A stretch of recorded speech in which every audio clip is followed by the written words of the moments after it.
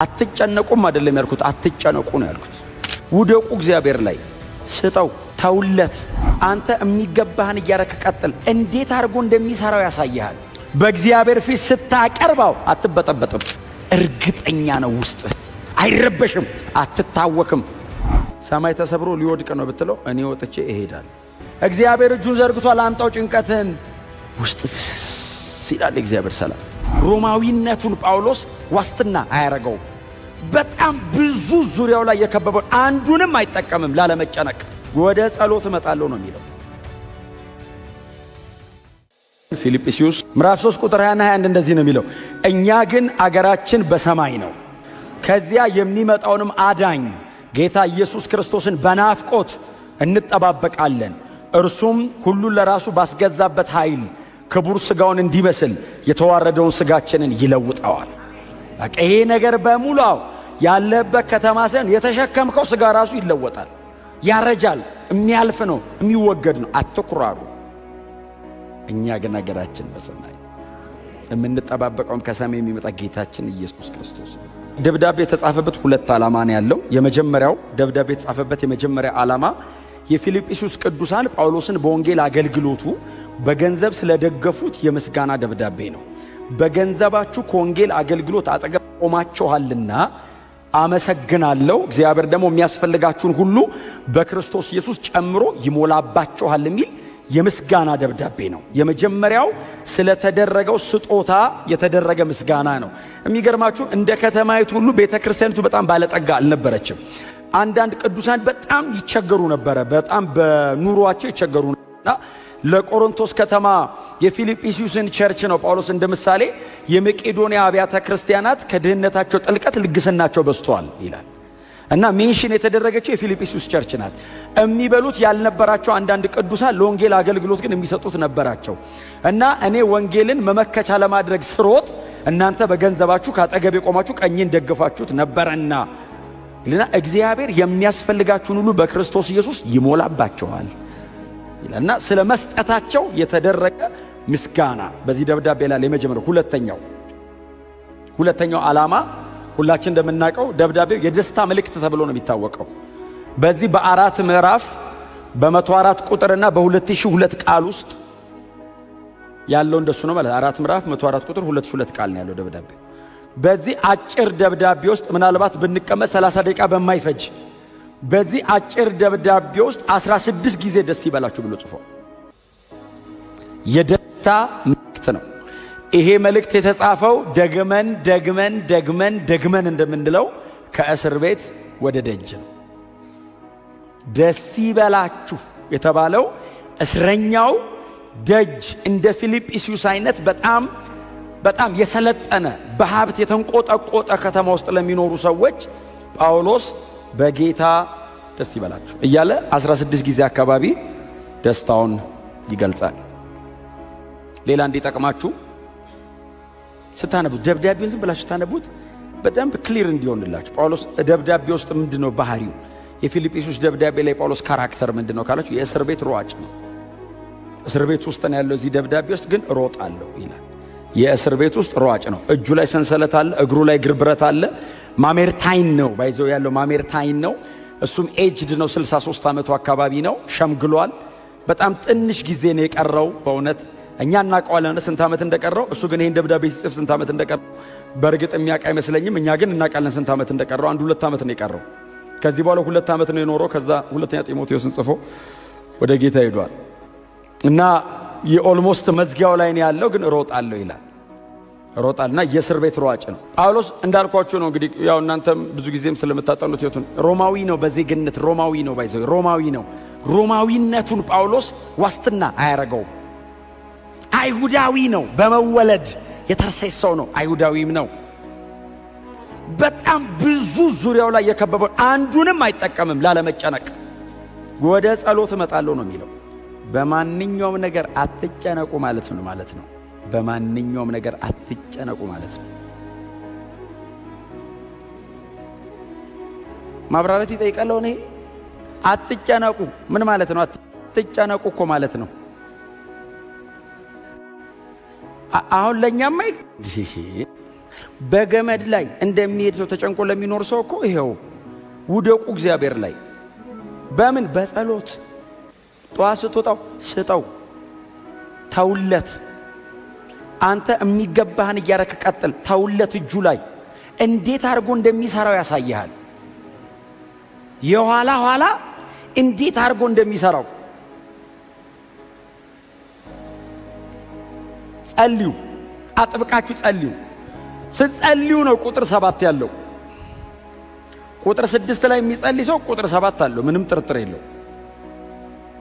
ከማስተዋል በላይ የሆነው የእግዚአብሔር ሰላም ልባችሁንና ሐሳባችሁን በክርስቶስ ኢየሱስ ይጠብቃል።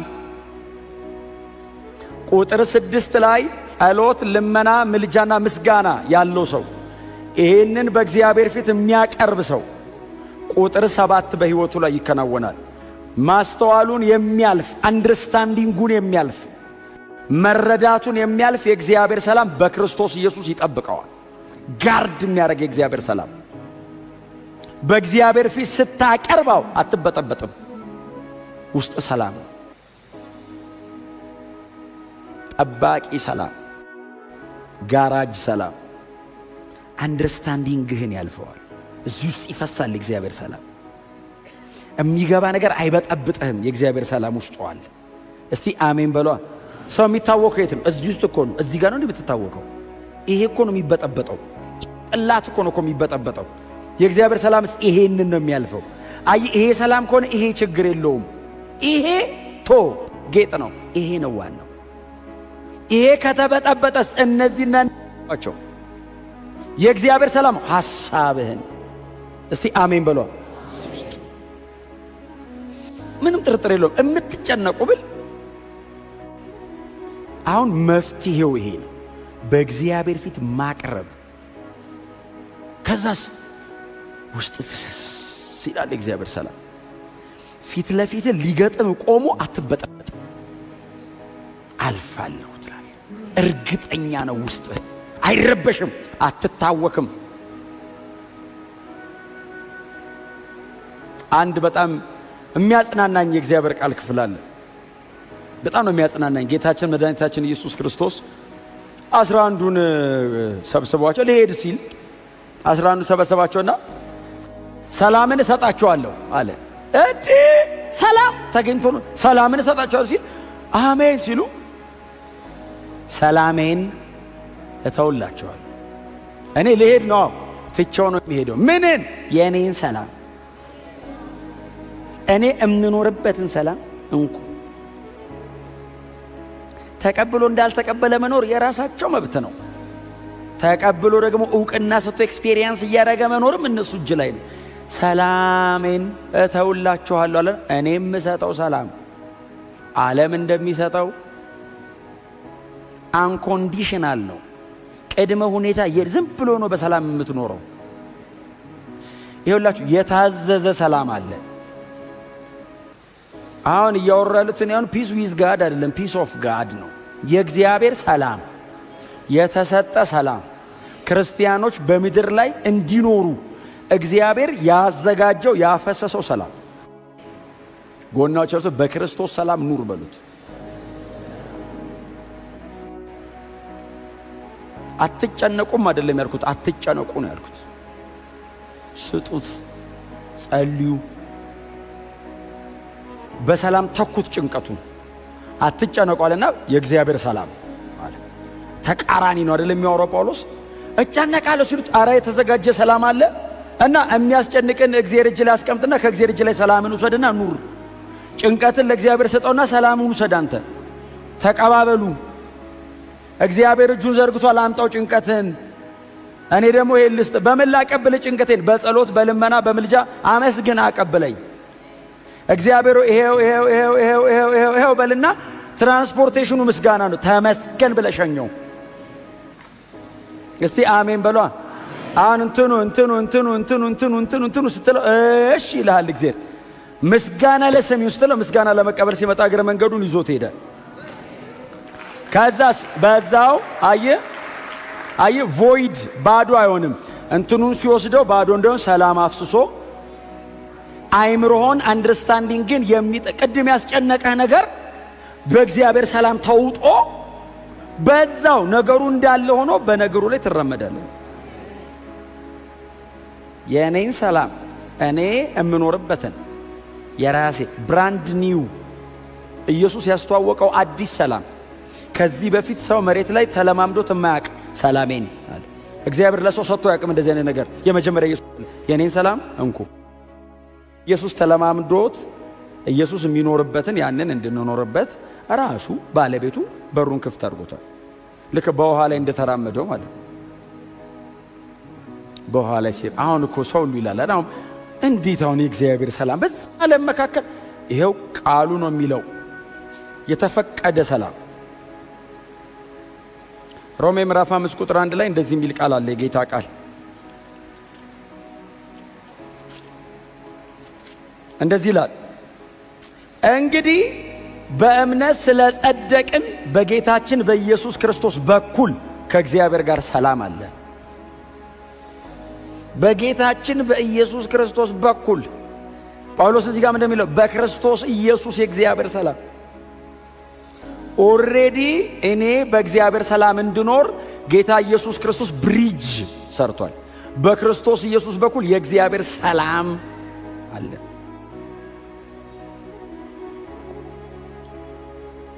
ዓለም የሌላትን ወደፊትም የማይኖራትን ስለሌላት ልትሰጥህ አትችልም። ዓለም የላትም እንዳትፈልግ እየዞርክ ዓለም ጋር ሰላምን የላትም። ዓለም ራሱ ዓለም የሌላትን እኔ ነኝ የምሰጣችኋለሁ። እኔ ጋር ብቻ ነው ያለው። ጌታችን ኢየሱስ ክርስቶስ እጅ ላይ ብቻ ነው ያለው። የሰጠው ለዓለም ሁሉ አይደለም። ይሄው ለምናምን ለኛ ነው የሰጠን። በጌታ ስትሆን ብቻ የምታገኘው ነው። ይሄ ጠባቂ ሰላም፣ አይምሮ የሚጋርድ ሰላም። ሰው ክሪቲካል የሚታከመው እኮ እዚህ አካባቢ ሲታመም ነው። ራሱን የሚስተው እኮ እዚህ ጋር ሲታመም ነው። ስለዚህ እግዚአብሔር የሚጠብቀው ይሄንን ነው። የምትነግዱ የምትሰሩ፣ በተለይ ተማሪዎች፣ በተለያየ ነገር ውስጥ የምታልፉ ሰዎች በጣም ብዙ ውጣ ውረድ ውስጥ እንደምታልፉ አውቃለሁ። በጣም ብዙ ቻሌንጅ የሚያደርጋችሁ ነገር እንዳለ አውቃለሁ። በእግዚአብሔር ሰላም አይምሮአችሁ፣ ሐሳባችሁ ይጠበቅ። ጳውሎስ የሚላቸው እሱ ነው። ስለዚህ የመጀመሪያ ጸልዩ። የመጀመሪያው ጸሎት ነው ኢንተርሴሽን ፕሬየር፣ ምልጃ የ5 ደቂቃ አይደለም አይደለ? ምልጃ ልመና ምናምን የ5 ደቂቃ ጉዳይ አይደለም አይደል? በደንብ ጊዜ የሚፈልግ ጉዳይ ነው። በደንብ ጊዜ ይፈልጋል። ልመና፣ ምልጃ በደንብ ጊዜ ይፈልጋል። ስለዚህ በደንብ ጊዜ ሰጣችሁ ተንበርከኩ ነው ጳውሎስ እያላችሁ ያለው። የማቀበል ዝም ብሎ አሁን ነገሯን ነካ አርጎ የመሄድ ብቻ አይደለም። ምልጃና ልመና በደንብ ጊዜ ይፈልጋል። በእግዚአብሔር ፊት መሆን በደንብ ይፈልጋል። ከእግዚአብሔር ጋር ጊዜ መውሰድ ደግሞ በእውነት ነው የምላችሁ። ይሄ መቼስ እንደ ቀንበር አይደለም። ጸሎት እኮ በረከት ነው። ቅድም እስክትጀምሩት ነው የሚያስጨንቀው እንጂ ጸሎት እኮ ስትንበረከክ ነው የሚያስጨንቅ። አሁን ጸሎቷን አዲስ ጸላይ ከሆንክ ስትጀምር በቃ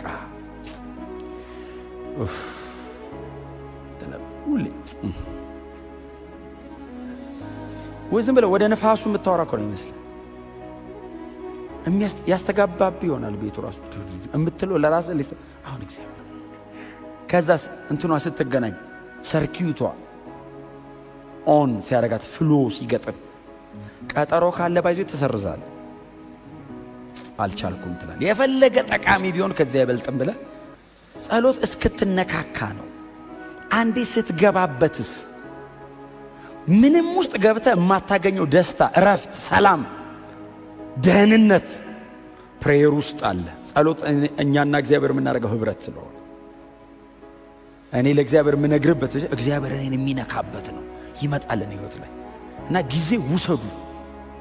በእውነት በጣም ከሰው ጋር ጊዜ ያላችሁ ሰዎች ከጌታም ጋር ጊዜ ይኑራችሁ። በጣም ለብዙ ነገር ጊዜ ያላችሁ ሰዎች ለመንፈሳዊ ነገር በደንብ ጊዜ ይኑራችሁ። እንደ ወንድም እንደ ቤተ ክርስቲያን መሪ ዛሬ በእውነት ልመክራችሁ እፈልጋለሁ። ጸሎት ላይ ጊዜ አጥፉ። እዚያውን ማክሰኞ፣ ቅዳሜ ጧት ጸሎት አለ። የምትችሉ ሰዎች ኑና ጸልዩ፣ ተንበረከኩ። ጸልዮ የተጎዳ የለም። መልሱ ሲመጣ እኮ አይደለም እኮ የምትጠቀመው፣ መጸለይ ራሱ ጥቅም ነው። እኔና እግዚአብሔር እኔ እኮ በጣም ከምወደው ሰው ጋር አሁን ቁጭ ብዬ ጊዜ ሲኖረኝ ሳወራ ደስ ይለኛል። ለምን? በጣም ቫልዩ የሚደረግ ነው። ቫልዩ ይደረጋል ሰዓቱ። ከእግዚአብሔር ጋር ተገናኝተህ ስታወራ አስበው። ከሰማይ አምላክ ጋር ዘላለምህን በእጁ ከያዘ አምላክ ጋር ዲዛይኑ ሲያስረዳ አንተ ምንድነው እግዚአብሔር በሕይወቴ ላይ ያለ ስትለው ይሄ ያለ ሲል አንደርስታንድ ስታደርገው ስትነሳስ ገብቶ ትራመዳለህ። እያወክ ነው የምትሄደው፣ ግራ አይገባም። ለዛ ነው አይ ሰላም ነው ውስጥ በጥብጥ ሲል አገሩ አንተ ትራመዳለህ። የሚጸልይ ሰው በዚህ ያስታውቃል። ሰማይ ተሰብሮ ሊወድቅ ነው ብትለው እኔ ወጥቼ እሄዳለሁ። ለምን? እርግጠኛ ነው። የእግዚአብሔር ሰላም በእናንተ ላይ ይግዛ። ነገሩ እንዳለ ሊሆን ይችላል። ለእግዚአብሔር ሰጣችሁት። በእግዚአብሔር ሰላም አይምሮአችሁ፣ ሐሳባችሁ፣ መረዳታችሁ ተውጦ በእውነት በዚህ ሰላም የምትኖሩበትን አቅም እግዚአብሔር ይስጣችሁ።